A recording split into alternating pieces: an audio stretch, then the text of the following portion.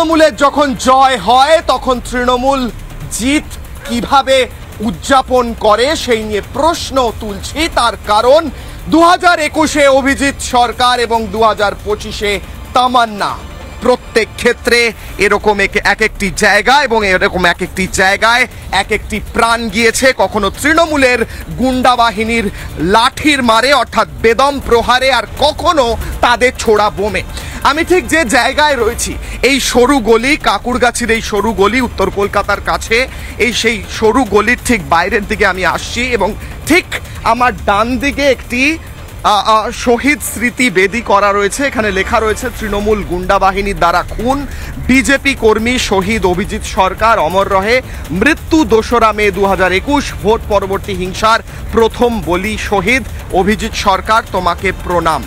সেই অভিজিৎ সরকার খুনে যে প্রধান অভিযুক্ত সেই অরুণ দেকে গ্রেফতার করেছে সিবিআই 4 বছর পর। এখানে কি লেখা রয়েছে, আরো একটি শহীদ বেদি, এখানে লেখা রয়েছে তৃণমূলী গুন্ডা বাহিনীর হাতে খুন 6টি পথ সারমেয় বা কুকুরকে, অবলা 5টি শাবক ও তাদের মাকে খুন করা হয়, পিটিয়ে মারা হয়। অভিজিৎ সরকার শুধু নয়, অভিজিৎ সরকার যে কুকুরগুলিকে খেতে দিত তাদেরও রাস্তায় ফেলে পিটিয়ে মারা হয়।